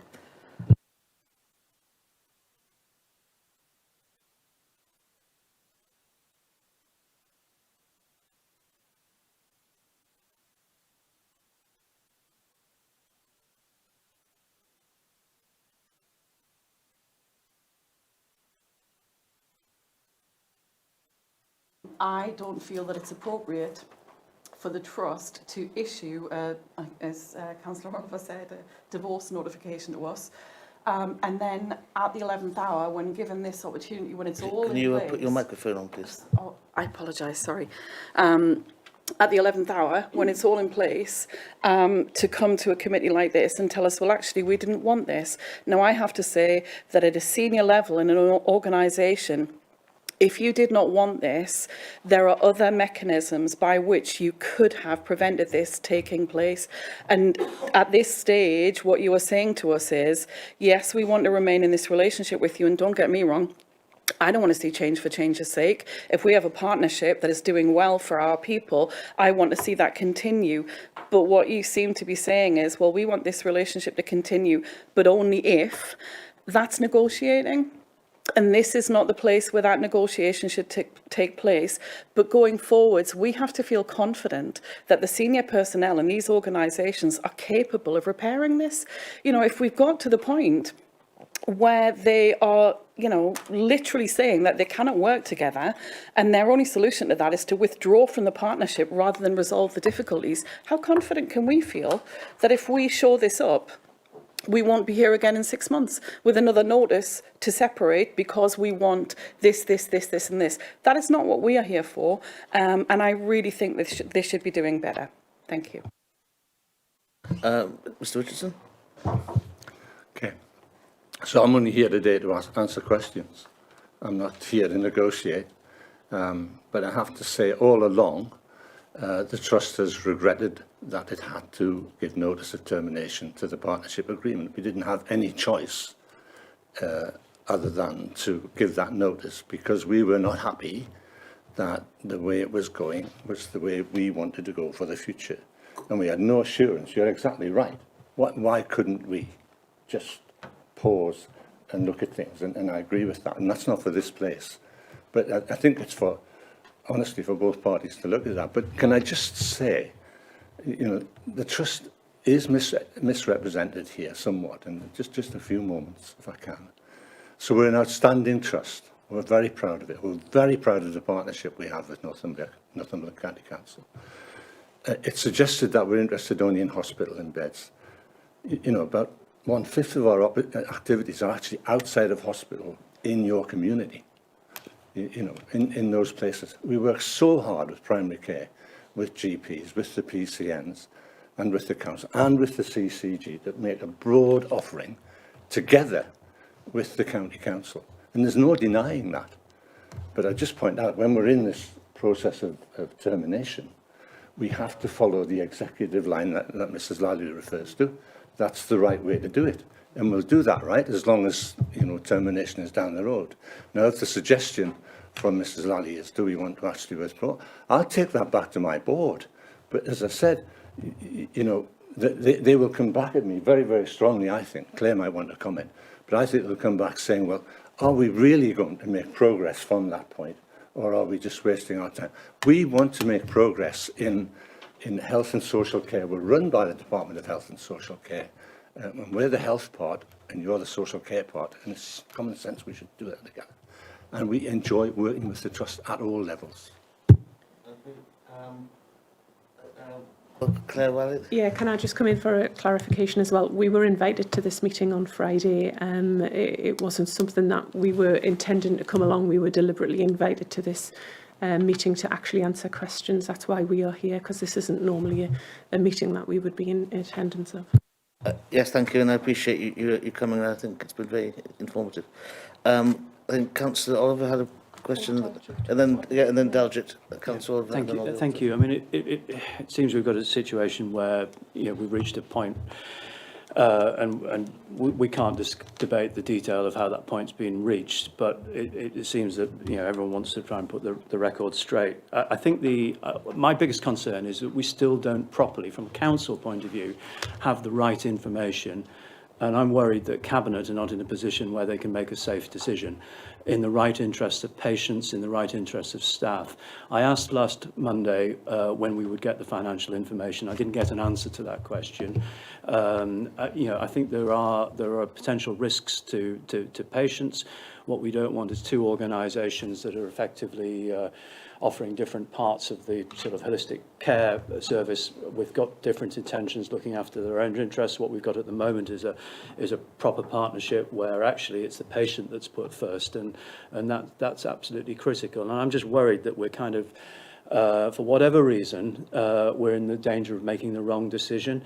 And ultimately, a scrutiny committee has to come up with recommendations. And my recommendation, very strongly, would be that we pause, we get the top people together in a room, and you know, we get a view of the councillors on whether actually it's desirable. And I think probably what we're hearing from all sides in this room is that it is desirable for the partnership to continue if it can continue. We've got a slightly different view from the council and the health trust as to whether that might be possible. But I think if it is possible, we should leave no stone unturned to try and reach that position where we actually rescue what we've had that has been so good. We need to have some very, very difficult conversations. We've heard about governance concerns that the trust have had with the partnership arrangement. We need to understand what they are so that we can put it right.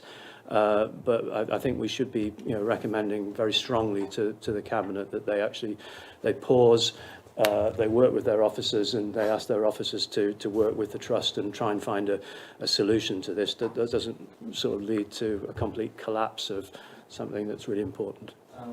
Could we have Darjit briefly, and then I think we'll try and sum this up. Thanks, through yourself, Chair. There's two issues there that I'd like to comment on. Firstly, I take exception to Councillor Oliver indicating that the Trust have concerns about governance that he appears to be indicating they need to set out. He, as a Cabinet member, prior to May, has been fully updated and cited on the performance of this council, which was in his portfolio, around how we administer our social care statutory responsibilities. He has never raised any concerns to me about any of these issues, whether it's about financing of social services and associated public health arrangements or the function of the services. And should the Trust have these governance issues, which I have clearly asked them about numerous times, in the last executive meeting last week, asked about the governance, the comments made in Mr Richardson's letter about the board's governance concerns. I think the facts of the matter are the board concerns around governance was their lack of oversight as an organisation around these arrangements. They have received repeated reports. I was present, as I said, prior to being asked not to attend board meetings at the majority of board meetings as the responsible director for them as their employee on these services. The majority of the services were reviewed by the CQC, and the vast majority of community services were found to be outstanding with excellent governance. So, you know, I just think it's unfortunate that you know, some of the discussion that's taken place today reflects very poorly, not on me, on the staff, the hundreds and thousands of staff who work across this county delivering these services, and to try to indicate there are governance concerns about these services. I think it's a very poor position to take in terms of some of the things we're seeing in these meetings, particularly in this scrutiny committee, week by week. I think the second issue for me is around... Sorry, Chair, I'm not finished yet. I'm Chair, Darjit, and I don't appreciate comments regarding the scrutiny committee. This is an excellent committee. We've had some very good meetings, which are the purpose of scrutiny, asking questions. I think, and I wouldn't appreciate attacking members of this committee. Well, you've just in detail talked about Councillor Oliver personally, which wasn't really relevant to the discussion in hand. Yes, it's if I may, relevant. can I just say the reason I raised the governance concerns? Well, let Darjit finish, and then let Darjit finish. Thank you. We've seen, as we have last week and this week, the intentions of some of the members present. Now, you... Daljit, sorry, I'll interrupt you again. I'm not having you imputing the intentions of members of this committee. I will also not have anybody impugn the intentions of any officers of this council. We are all here in good faith, and I appreciate to be kept reminded of that. So, Chairman, I thank you for that latter comment, because that's the first time the chairman of this committee has sought any support for any officer. Well, I'll speak for myself, for me as an officer. You know, coming here week after week, this is the second week for this sort of discussion. This week, just being ambushed like this is really not a position I want to be in, and very upsetting. But what I'm saying to you is, you know, the officers of this council can only act in relation to the information they're given, the arrangements put in place, and they've been put in a very difficult position. So today, we're again hearing that there's no information on the finances. A council report, which all of the members, well, I'll just speak for the administration members, supported this year, set out the requirement of a fund to support the adult social care transition. You all voted on that, that was accepted. We've previously stated to members, through the correct scrutiny to oversee this, which is health and well-being, that the arrangements are being looked at because some of the staff have an option to transfer on their current terms and conditions or move to council terms and conditions. Until that consultation with those staff is complete, we will not be able to analyse the exact indications around salary implications. And as Councillor Oliver is aware, the whole adult social care budget is the responsibility of the council. All spend in relation to these functions is recharged by the trust on an annual and then monthly basis for us. So I just think constantly asking the same things again and again isn't going to deliver a different answer. And, you know, I've been left here today to, in the pre-meet to this meeting, you indicated you were putting questions to the members, not to me. But I've been left here isolated in this position, which is quite concerning to me. And I need to take formal advice about this. You are here as the Chief Executive of the Council. You are here and you've been assisting this committee with questions. Unfortunately, the leader's not here. You have indicated you wanted to speak. I've allowed you. No one is pressurising you, or no one is indeed asking you questions. We're asking questions of the Health Trust. And you have indicated you'd like to speak, and I've allowed you to speak. I'm very disappointed that you decided to use that opportunity to attack this committee. We're not here to attack you. We're here to support you. We're here to support this council. We're also here to ask legitimate questions. Chair, can I intervene, please? Chair, it's Masson, Chair. I'm Deputy Monitoring Officer. We can't hear you. We can't see you, but we can hear you. You can hear me, Chair. Yeah. Thank you. Chair, I think the Chief Executive has answered the questions, I think, as well as she can. I'm very concerned, really, that the leader isn't here, the Executive Director for Adult Services isn't here.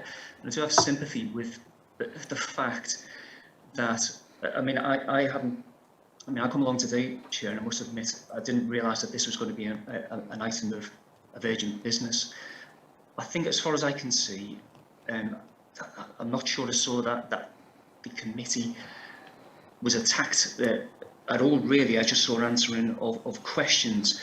I think now, all the information, all the questions have been answered, and I don't really see any benefit in going around any more questions. I think Mr. Richardson has answered the questions that have been put to him. And there has been a request that council action be put on hold. I don't know how practical that is. That might be, a further question that could be asked. But of course, there are quite significant implications from the notice that have been given to the council, and it might not be as simple as just putting everything on hold, Chair. I'm just concerned, Chair, in public, I'm not sure how much further we can go, and there might be meetings that might be suitable outside of this committee. But really, I think I think that's as far as we can go with this matter, Chair. Thank you, Neil. I think I agree, as I said, indicated before, that we were winding up this this section. We do have a proposal from Councillor Oliver that we recommend and make a recommendation to Cabinet that they pause while to allow officers of the trust and the council to meet to see if this matter can be salvaged. Do we have a seconder for that motion? Okay. So the proposal of this committee, and it's the recommendation of this committee, that the Cabinet be advised that they direct officers of the council to meet officers of the trust to see if a practical solution is possible to salvage what is an excellent relationship. Councillor Robinson? Chair, can I make a point? Because, you know, we should have the residents of Northumberland at the pinnacle of this discussion, followed closely by the employees and the staff. Now, from what I can gather, and I'm not going into any details and I'm not going into any personalities, but what we seem to have on offer is a continuation of a system we've had in place, which we know very well, which may well look at other ways and other avenues and extra areas to deliver. But we've also got 6 months of work done by our officers to put a new system in place. So we need to examine both systems to see what offers the best benefit for our residents. That's the question we should be asking now. Yes, I think that's very sensible. I think, but of course, in order to examine both systems need to be on the table, which is where I think where we go with Councillor Oliver's recommendation. Do we have? So we had a seconder. Shall I vote whether or not we agree with that recommendation? So all those in favour? 1, 2, 3, 4, 5, 6, 7, Chair. Those against? 2. Okay, that's carried. So we can make that recommendation to Cabinet. And thank you very much. And thank you very much for the guests for coming. Thank you, Daljit, for stepping into Glenn's shoes ably. Thank you. Sorry, can I just say something just to wind up, Chair? Just to stress how uncomfortable I've been again in this meeting. I think, you know, from the very beginning, I did say that we should have had the leader of the council here and the exec, Kath McAvoy-Carr. It has just not been a fair and equitable meeting as far as I'm concerned, and I don't want to see another one like it, and I would like that put on record. Well, I think we should express I think I agree. We should express our disappointment that neither the Cabinet, the leader nor the... Sorry, Chair, it wasn't disappointment. I just think they should have been here, and we shouldn't have gone any further forward with it without those people to ask questions of. Well, items of urgent business are by definition urgent. Well, as long as that's on record as how dissatisfied I am with it, that's fine. Thank you. Right. I think we all agree with you. The leader very definitely should have been here to answer on behalf of the council and the Cabinet. Okay, thank you. Now we're moving on to part 2 of the agenda, which is for... so thank you very much for attending, and good luck in your future discussions, if you have any. Thank you.